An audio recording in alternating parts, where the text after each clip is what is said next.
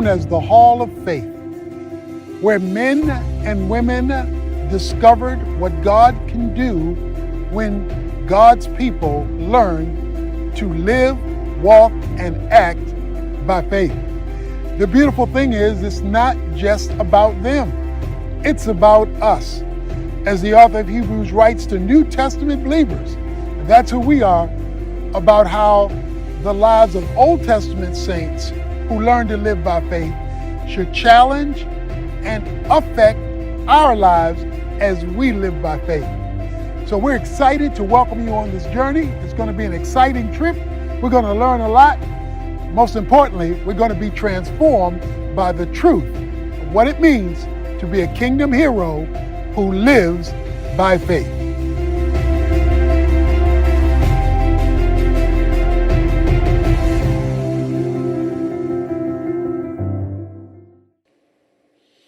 The book of Hebrews was written to Christians who were losing heart. This is a book written to discourage Christians who didn't know whether it was worth it to keep going. The struggle was too great, the difficulty was too daunting, the pain was too palpable, and the question was, is it worth keeping going? And many wanted to quit. They wanted to go back to the old way. They wanted to abandon Christ, to abandon Christianity. So the author of Hebrews writes the book to challenge them not to lose heart. So we find ourselves in Hebrews chapter 12, where he says, therefore, since we have so great a cloud of witnesses surrounding us, let us also lay aside every encumbrance and the sin which so easily entangles us, and let us run with endurance the race that is set before us, fixing our eyes on Jesus, the author and perfecter of faith, who for the joy set before him endured the cross, despising the shame, and is set down at the right hand of the throne of God. For consider him who has endured such hostility by sinners against himself, so that you will not grow weary and lose heart. My challenge for me, as I preach to us, is simply to never give up. As hard as things have been, as hard as things are, the author of Hebrews is telling them and is speaking to us, and he's saying, never give up. In chapter 10, for example, he says in verse 35, therefore do not throw away your confidence, which has great reward, for you have need of endurance, so that when you have done the will of God, you may receive what is promised.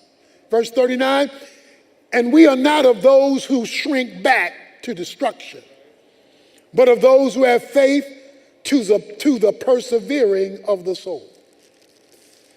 What he is simply saying is, don't give up. As hard as it is, as challenging as it has been for me, for you, and I speak to us, the word of the Lord for today in the reset that he is doing is don't give up. Amen.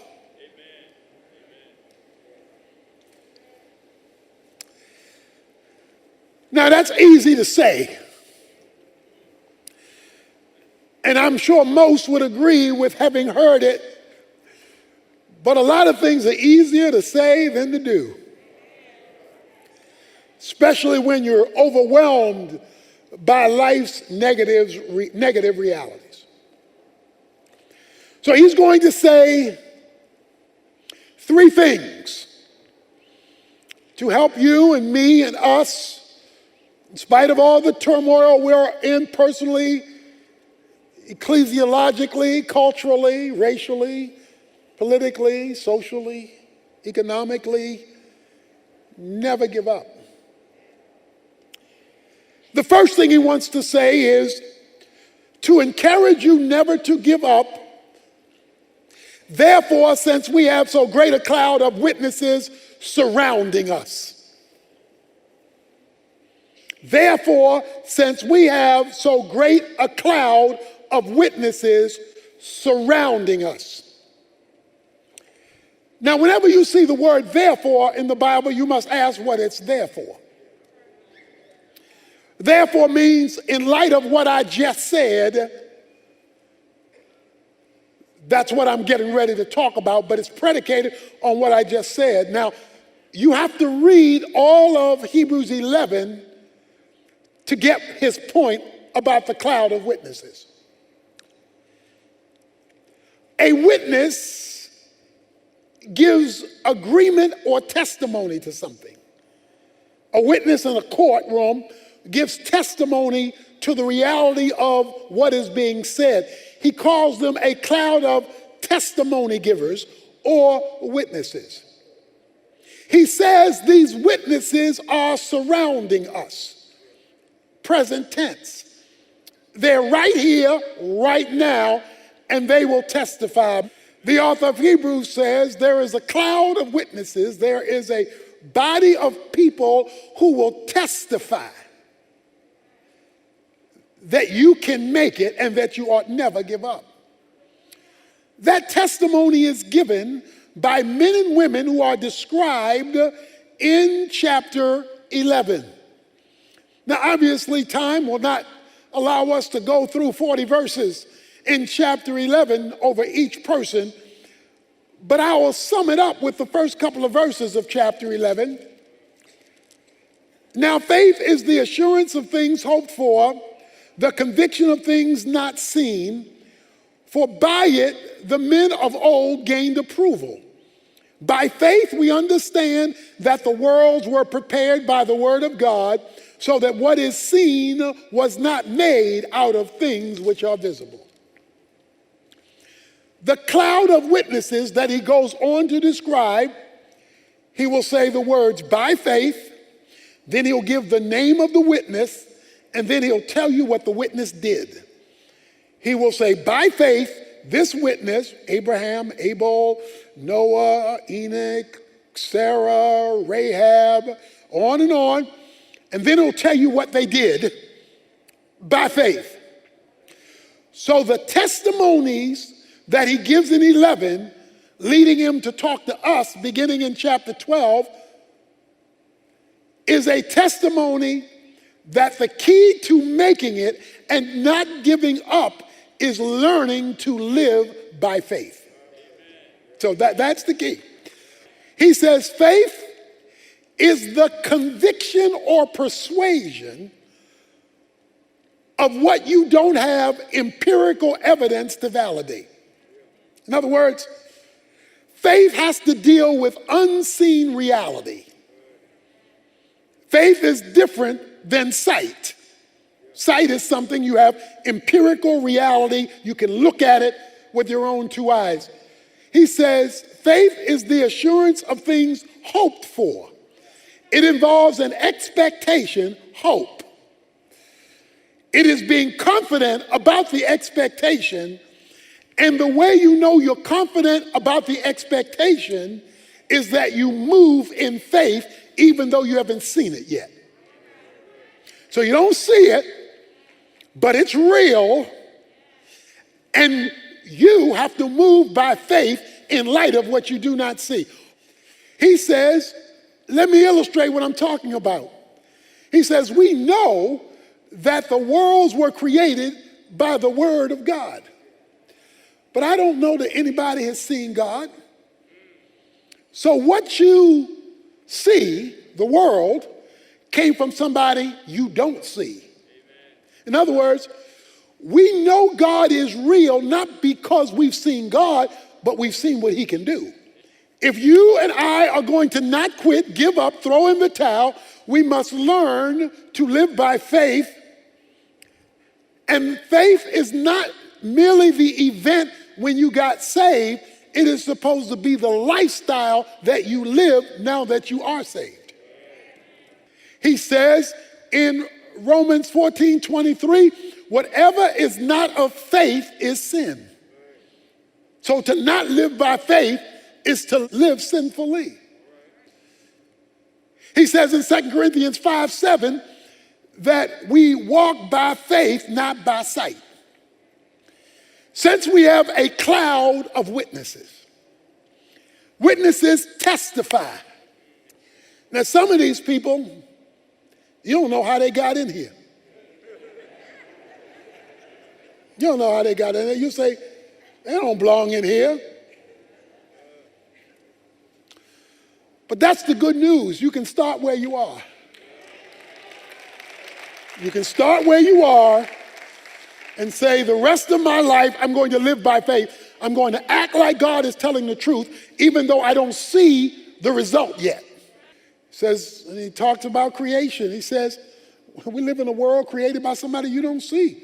But you don't say God doesn't exist because I don't see him. So when men want to deny God, they go to evolution, fairy tales for adults. That everything has come out of nothing from nobody. So his challenge is a faith challenge. All of the people he names are from the Old Testament. So this is one of the reasons you read the Old Testament. It's full of stories, but it's full of narratives designed to challenge you to live by faith in the New Testament. Since we are surrounded by all these Old Testament saints, he says, you keep going. Now, one other thing about this first point that I've been on too long, and that is that these Old Testament saints, it concludes by saying at the end of chapter 11, verse 39, having gained approval through their faith. 11:39 says they gained approval. To be approved, you must finish by faith. So these approved people in chapter 11 are the ones, not Christians in general, but these approved people are the witnesses that God uses to keep us going by faith. So, the first thing are the witnesses. The second thing is you. Verse 1 of chapter 12. Laying aside every encumbrance and sin which so easily entangles us. He says, I want you to remove encumbrances, he says, plural, and he says, I want you to remove the sin, singular. Now, let's move between the plural and the singular. An encumbrance is something that is extra baggage, something holding you down. An encumbrance is simply baggage that's keeping you from moving forward by faith. It's slowing you down. It's hindering you. It's limiting your spiritual progress. And so it is an encumbrance. So what is some encumbrance? People can be encumbrances. See, you got the wrong folk in your life. They can hold you back with human thought, with secular thinking, with faithless points of view. So people can be encumbrances. The past can be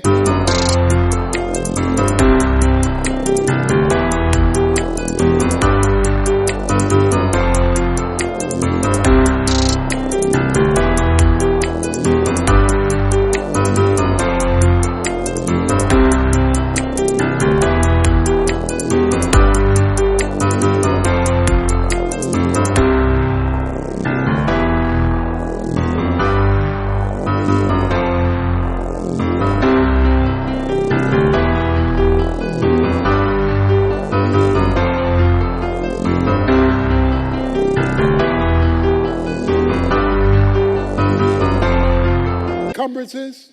Playthings can be encumbrances.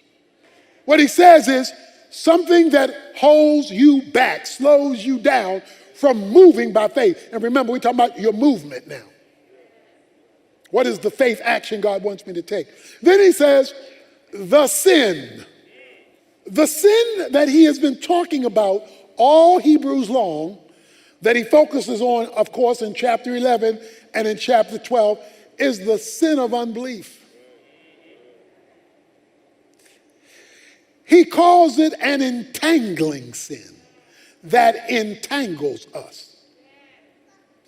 In other words, every other sin you commit is because you don't believe God. So because we don't believe God, we commit a sin. Unbelief is the entangling sin. If you solve the problem of faith, you've greatly impacted the problem of sin because you haven't gotten it tangled in unbelief. And remember, by belief, we're not talking about first your emotions. We're talking about your footsteps, the decisions that you make. To say, I'm going to trust God with this situation, even though I don't see the outcome yet. He said, lay it aside, push it to the side. The sin, the distraction, the excess baggage that so easily holds us back. The last thing he wants to talk about, first of all, you got some witnesses that are here to testify. Then you've got a responsibility to get rid of anything holding you back from walking by faith. And then he comes to the sine qua non. He comes to the main point. He says, fixing our eyes on Jesus. Look at your witnesses, look at yourself, but get fixated on Jesus. The author and perfecter of our faith. You are not living this faith life alone. He calls Jesus the author, that means the originator. The perfecter, that means the completer. That's like you and me saying A to Z, beginning to end, Alpha, Omega. Jesus Christ got you started when you got saved. He's going to bring you to completion when this life is over. And he's available for you to piggyback on the ride there. He says, if you will become fixated on Jesus, if you will become an obsessed Christian, not a casual Christian, not even fixated on God the Father. He's talking about a Jesus fixation. He says, fixing your eyes, your spiritual perspective on Jesus Christ, who got you into this at salvation, who's going to get you to completion when life is over, and who can walk you along the way. You can't ignore life's struggles that make you tired. There are realities that you can't ignore. He says, but don't fixate on them. Every time life closes in on you, that is a reminder, take a peek at Jesus.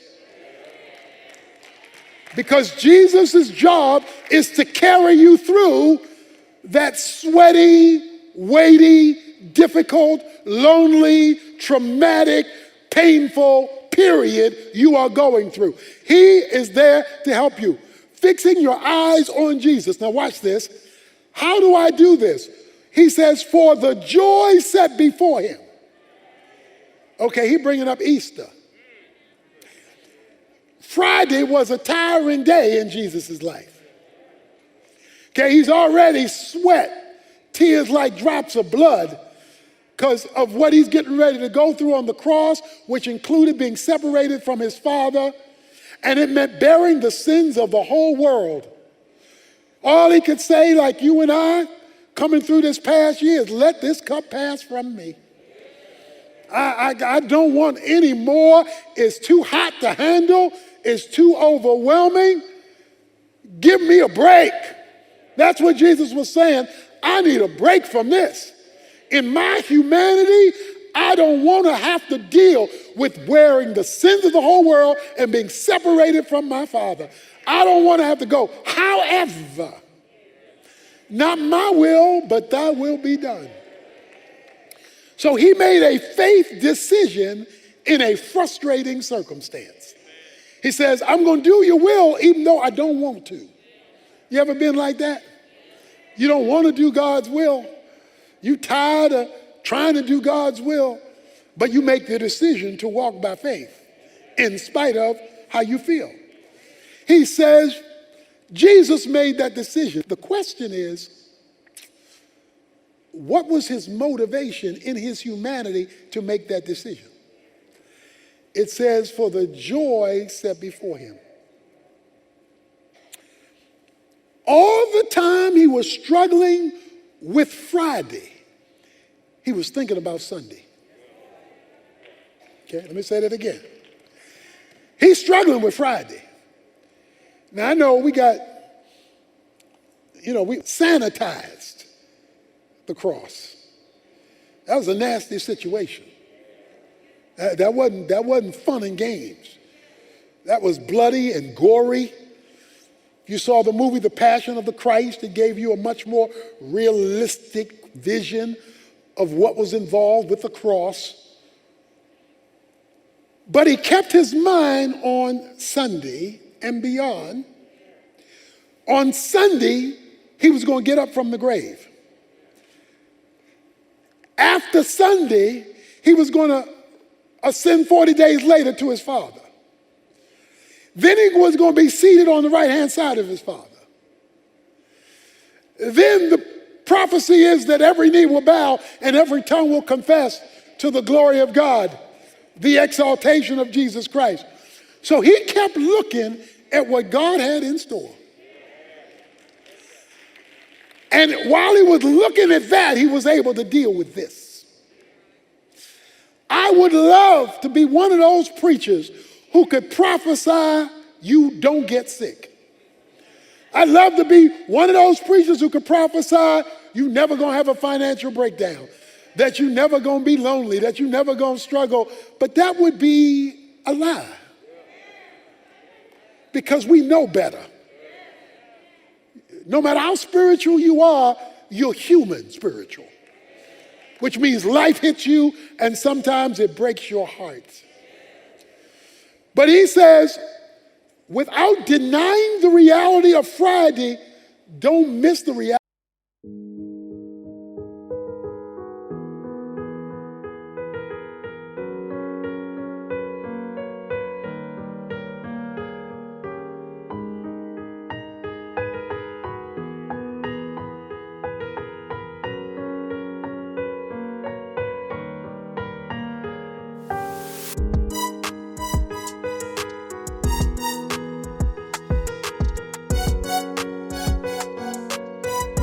Of Sunday, that God is taking you somewhere if you will keep going by faith. He says, keep your eyes on Jesus. Look to Jesus, talk to Jesus, pray to Jesus. He closes with these words, for consider him, keep your mind on him who has endured such hostility by sinners against himself, so that you will not grow weary and so that you will not lose heart. You know, there's a big difference between a high jumper and a pole vaulter. A high jumper goes about 8 feet because they're using all their human strength to get them over that. A pole vaulter goes 18 feet. Now, both are running, but one is running totally dependent upon their own strength. The other pole vaulter is running, leaning on the pole to propel them. So the pole vaulter goes higher than the high jumper because he is leaning on something other than his own or her own human capacity. He says, I want you to pole vault in your weariness on Jesus. That means you got to carry Jesus as your partner. You got to carry Jesus as your road buddy. That means you got to be talking to him not just at grace. You and he are rolling throughout the day because you're piggybacking on Jesus. Sometimes life will knock you down. Sometimes you'll tear with a broken heart. Sometimes you'll be in broken circumstances. But I know somebody, even though he lives up there, he's willing to come down here and take the broken and the beaten and the abused and give you a divine reset so that he can still take you, your family, take us, the church, across the finish line. So you keep the faith because you got a cloud of witnesses.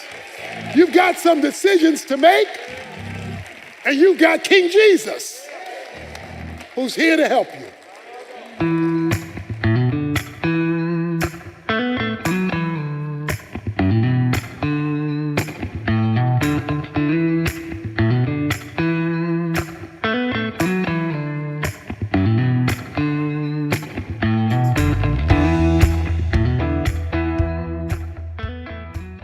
It's time to start living a life of faith.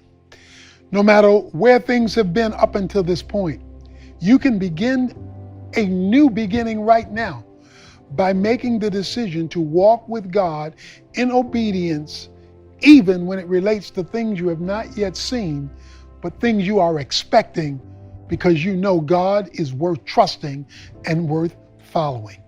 And if you will keep your focus on heaven while you are living your life on earth, you will see what God can do, even in your struggle, even in your pain, even in your uncertainty, to give you his powerful presence, moving you forward for the